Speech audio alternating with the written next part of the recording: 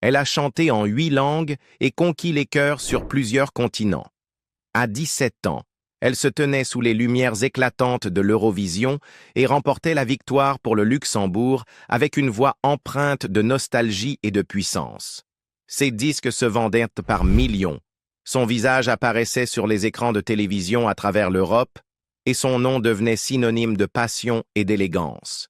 Mais derrière la célébrité se cachait une jeune femme jonglant entre ambition, isolement et attentes implacables. Au fil des années, les applaudissements se sont tus et son sourire aussi. Que s'est-il passé avec cette étoile brillante des années 70? Et pourquoi son crépuscule doré est-il marqué par le silence, la maladie et le chagrin? Gagner l'Europe, se perdre elle-même. Né Vasiliki Papatanasiou. Le 23 août 1949, dans le village idyllique de Paléokastritsa, sur l'île grecque de Corfou, Vicky Leandros est arrivé dans un monde déjà façonné par la musique et l'ambition. Son père, Léo Leandros, né Léonidas Papatanasiou, n'était pas seulement un père aimant, mais aussi un compositeur, arrangeur et producteur musical exigeant et méticuleux. Il voyait en sa fille non pas seulement un potentiel, mais un destin. Alors que Vicky n'était encore qu'un tout petit, Léo commença à guider sa voix, façonner son timbre et poser les bases d'un avenir bien au-delà des côtes grecques. À la fin des années 1950, dans un climat de troubles politiques et de difficultés économiques en Grèce, la famille Leandros s'installa en Allemagne de l'Ouest. À 8 ans, Vicky découvrit une nouvelle terre, de nouvelles langues, une culture différente. Mais au lieu de vivre une enfance ordinaire, ses journées furent de plus en plus consacrées à l'entraînement vocal et aux sessions en studio.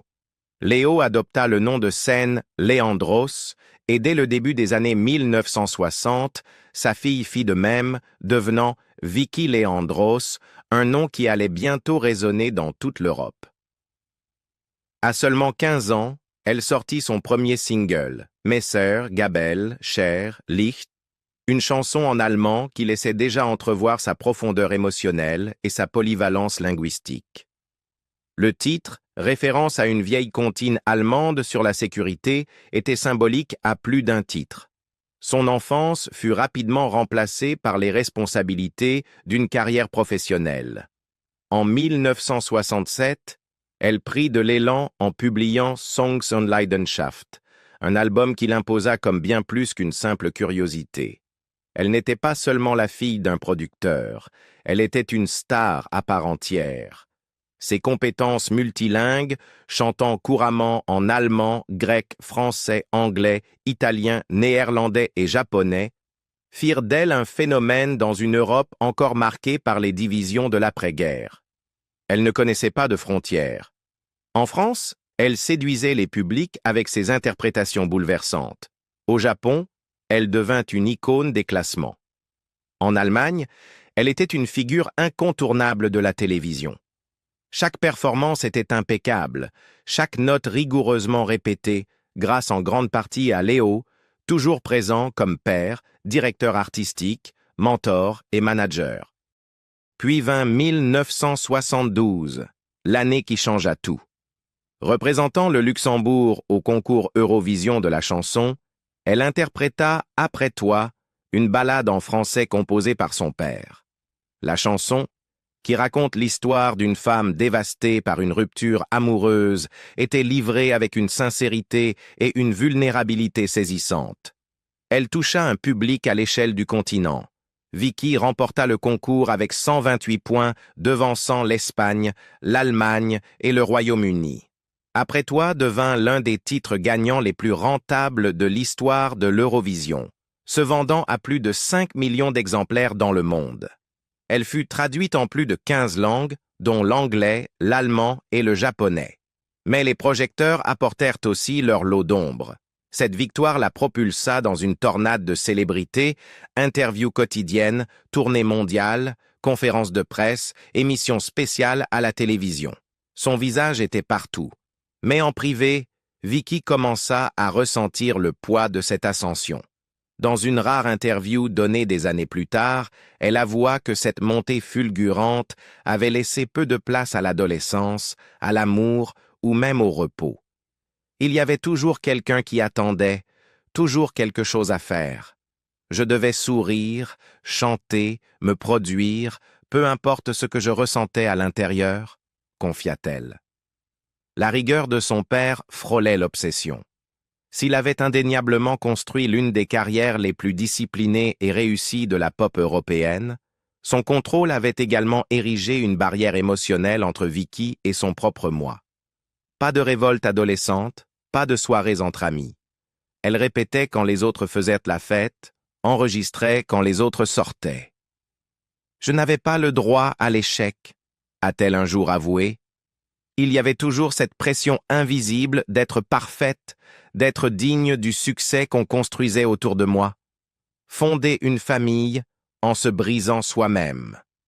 En 1980, au sommet de sa carrière et célébrée comme l'une des voix les plus aimées d'Europe, Vicky Leandros prit une décision qui semblait marquer un passage de la célébrité à la stabilité. Elle épousa Ivan Zysiadis, un entrepreneur grec dans le secteur maritime et immobilier. La même année, elle donna naissance à leur fils, Léo, nommé d'après son père, dans ce que beaucoup de fans considéraient comme un tournant porteur d'espoir, un moment d'épanouissement personnel venant contrebalancer des décennies d'intensité professionnelle. Le mariage, célébré en privé, était loin du faste attendu d'un événement people. Vicky voulait quelque chose de calme, d'ancré, d'humain. Après tout, elle avait passé toute sa jeunesse sous les projecteurs. Mais à huis clos, les choses commencèrent rapidement à se détériorer. La vie d'une artiste internationale, faite de tournées incessantes, de voyages et de pressions médiatiques, laissait peu de place à une vie conjugale normale. Si Vicky espérait que la maternité lui donnerait un nouveau sens, la tension entre les attentes publiques et ses aspirations privées devint impossible à ignorer. On attendait d'elle qu'elle reste parfaite, déesse sur scène, mère dévouée à la maison, épouse aimante dans l'ombre. Ce numéro d'équilibriste l'épuisa. En 1983, le couple divorça. Cette séparation, bien que jamais exposée dans les médias, hantera ses chansons pendant les années suivantes. Des ballades comme « Vers Lorraine Paradis » et « Ich hab die Liebe gesehen » portaient des courants émotionnels plus lourds, empreints de regrets, de nostalgie et d'isolement. Elle accordait rarement des interviews sur sa vie privée, mais dans un rare moment de vulnérabilité, Vicky avoua que l'échec de son premier mariage avait été ressenti comme « un échec là où je voulais le plus réussir ». Malgré le chagrin, elle resta profondément engagée envers son fils, l'élevant avec soin et détermination, même si sa carrière continuait d'exiger toute son attention. 3 ans plus tard, en 1986, elle surprit à nouveau ses fans en épousant Enno Freiherr von Ruffin, un aristocrate allemand et propriétaire du domaine historique de Gut-Bastorst, dans le Schleswig-Holstein. Ce mariage semblait plus stable, voire stratégique. Enno, bien que d'origine noble, avait un intérêt sincère pour les arts et soutenait le travail de Vicky sans chercher à le contrôler. Pour la première fois, elle trouvait un partenaire qui lui laissait de l'espace pour respirer. Ensemble, ils eurent 2 filles, Milana et Sandra, cette dernière devenant plus tard une actrice reconnue, perpétuant ainsi l'héritage artistique de la famille. Pendant près de 2 décennies, Gut-Bastorst fut bien plus qu'une résidence. Ce fut un sanctuaire. Dans le décor paisible de la campagne du nord de l'Allemagne, le domaine offrait à Vicky une rare opportunité de se retirer des exigences de la célébrité. Elle ralentit le rythme de ses tournées, privilégia les émissions télévisées en allemand et les festivals locaux et se consacra pleinement à l'éducation de ses enfants. Elle y organisa des événements culturels, des concerts et des marchés de Noël, redonnant à la communauté tout en façonnant une vie plus durable. Mais même ce chapitre ne fut pas sans douleur. Le mariage avec von Ruffin, bien que fondé sur le respect mutuel, se détériora lentement. En 2005, le couple se sépara. Les raisons ne furent jamais rendues publiques, mais des proches suggérèrent que les blessures émotionnelles que Vicky portait depuis sa jeunesse, son perfectionnisme, sa peur de perdre le contrôle, sa solitude profonde, n'avaient jamais vraiment guéri. Maintenir un mariage sous un tel poids émotionnel devint insoutenable. Les conséquences furent discrètes mais profondes. En 2012, Vicky quitta Gutbastorst pour s'installer à Hambourg-Harvestehütte, un cadre plus urbain et privé. Elle ne fit aucune annonce, n'accorda aucune interview. Mais ses proches comprirent la symbolique. Le domaine représentait un rêve d'enracinement, de stabilité familiale, d'une vie à l'écart de la machine du show-business. Le quitter relevait autant du pragmatisme que d'un bouleversement intime. À Hambourg, elle adopta la solitude. Ses enfants, désormais adultes, suivaient leur propre chemin. Si elle continua à se produire et à enregistrer de façon sélective, le ton changea. Sa musique devint plus introspective, empreinte de réflexions philosophiques sur l'amour, la mortalité et la paix intérieure. Vicky Leandros avait autrefois chanté pour des millions, représenté des nations, rempli des stades. Désormais, son public était plus restreint, son regard tourné vers l'intérieur, mais peut-être, pour la première fois, véritablement sincère. La voix qui a commencé à trembler. À la fin des années 2000, quelque chose de subtil mais d'incontestable avait changé dans l'univers de Vicky Leandros. Les fans de longue date, ceux qui l'avaient suivi à travers ses triomphes à l'Eurovision, ses disques multilingues, son mariage aristocratique et ses décennies de ballades émouvantes, commencèrent à murmurer. Sa voix, autrefois cristalline et chargée de pathos, avait perdu sa force inébranlable. La transformation ne fut ni soudaine ni spectaculaire, mais pour ceux qui connaissaient intimement sa musique, les failles dans son interprétation étaient saisissantes. Les notes qui s'envolaient autrefois avec aisance devenaient légèrement haletantes ou tremblaient sous la pression. Parfois, elle écourtait ses chansons ou annulait des concerts à la dernière minute. Ce que le public ne voyait pas était bien plus dévastateur qu'une note aiguë tremblante. En privé, Vicky luttait contre un corps qui ne répondait plus à sa volonté. Après des décennies de tournées acharnées, de travail en studio, d'apparitions médiatiques et du fardeau émotionnel d'être constamment présente, elle commença à souffrir de problèmes de santé chroniques impossibles à ignorer. L'insomnie tourmentait ses nuits, et même de courts vols la laissaient épuisée pendant des jours. Elle souffrait, selon des sources, d'inflammation généralisée, rendant ses articulations raides et douloureuses, compliquant sa présence scénique autrefois fluide. Des rumeurs persistantes, mais jamais confirmées, évoquaient une maladie auto-immune, peut-être une polyarthrite rhumatoïde ou un lupus. Vicky n'a jamais confirmé de diagnostic publiquement. Ce que l'on sait, c'est qu'elle déclina de plus en plus d'invitations, préférant le calme de son appartement à Hambourg. Elle n'était plus la diva européenne étincelante dans ses robes scintillantes, ni l'ambassadrice culturelle d'une Europe multilingue.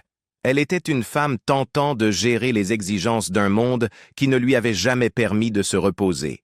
Les changements n'étaient pas seulement physiques. Son monde intérieur aussi était devenu un champ de bataille. Elle commença à souffrir de crises de panique sévères, parfois juste avant de monter sur scène.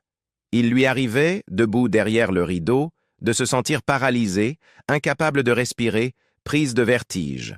Une fois au moins, elle aurait quitté une répétition en larmes, murmurant à son assistante qu'elle n'entendait plus la musique. Ce n'était pas juste du trac.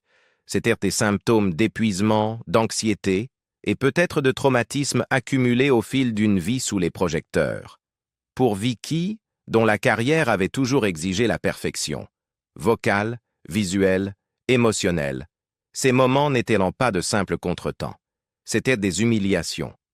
Elle commença à redouter sa propre vulnérabilité face à un public qui l'avait autrefois adorée. La confiance qui lui permettait de remplir les arènes de Paris, Athènes ou Berlin se fissurait sous le poids du doute. Même les pratiques qui autrefois l'apaisaient, le yoga, la méditation, les longues marches au bord du lac, ne suffisaient plus à calmer les tempêtes intérieures. Son apparition en 2011 lors d'une interview télévisée allemande marqua un tournant discret. Assise, l'air apaisé, vêtue d'un chemisier pastel et maquillée avec sobriété, elle parlait lentement, choisissant soigneusement ses mots. « Je ne cours plus après les applaudissements », déclara-t-elle. « Je cours après la paix. » Ce n'était pas qu'une citation, c'était une reddition. Pour la première fois, elle admettait que les applaudissements, la célébrité, l'admiration ne suffisaient pas. Peut-être ne l'avait-il jamais fait. Et pourtant, la douleur de cet aveu s'accompagnait d'une dignité silencieuse. Elle avait passé des décennies à se battre pour rester au sommet, se réinventant pour chaque nouvelle génération, chantant dans plus d'une douzaine de langues, représentant à la fois la Grèce et l'Allemagne sur les scènes internationales. Désormais, elle se choisissait elle-même. Pour ses fans, c'était doux amer. Ils admiraient son courage, mais pleuraient l'affaiblissement d'une voix qui avait marqué leur jeunesse. Au fil des ans, ses apparitions publiques devinrent plus symboliques que musicales. Elle assistait à des galas caritatifs, allumait des bougies lors d'événements culturels ou prononçait de brefs discours sur l'unité et la résilience. Ses performances, quand elles avaient lieu, étaient épurées, plus parlées que chantées, plus méditatives que théâtrales.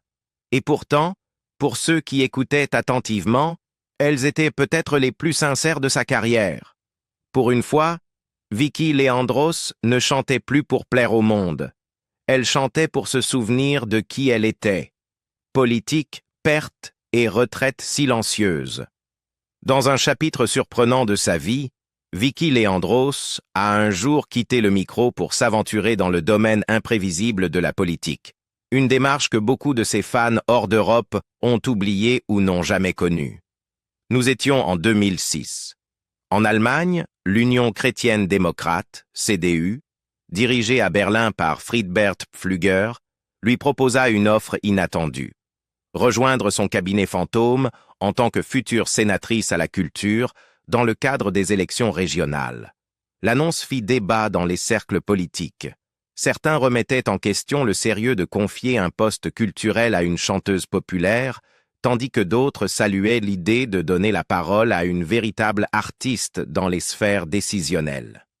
Vicky refusa finalement l'offre, déclarant que ses tournées et engagements artistiques ne lui laissaient pas le temps nécessaire pour assumer pleinement une telle fonction. Mais cette proposition avait visiblement réveillé en elle un désir de servir, d'être prise au sérieux au-delà du monde du divertissement.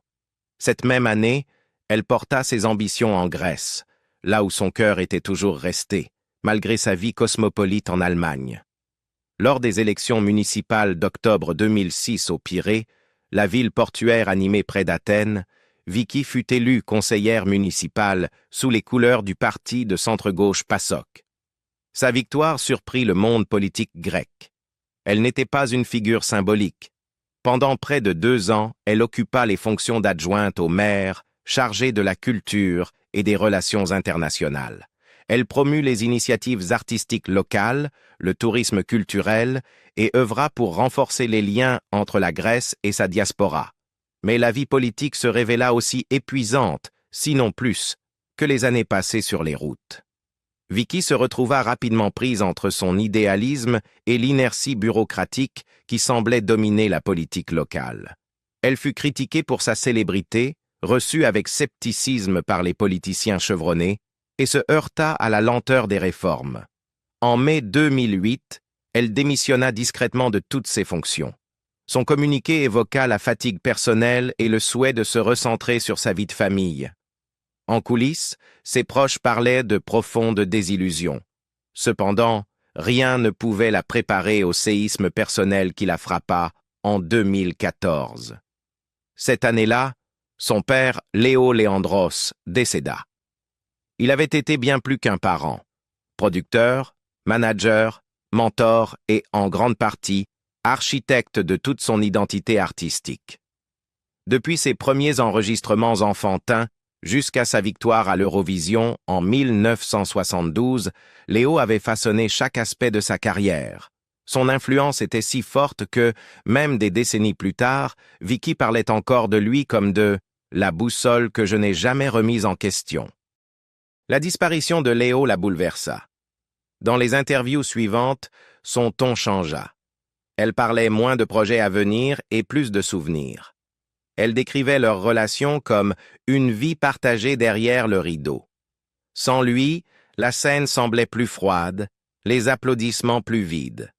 Ses tentatives de retour musical furent hésitantes. Elle se produisit dans des cadres intimes, petits théâtres, galas caritatifs, émissions nostalgiques. Mais il y avait une lourdeur dans sa voix, une tristesse qu'aucune mélodie ne pouvait masquer. Ses amis et collaborateurs remarquèrent le changement. Un collègue de longue date déclara dans une publication allemande « Vicky sourit moins aujourd'hui.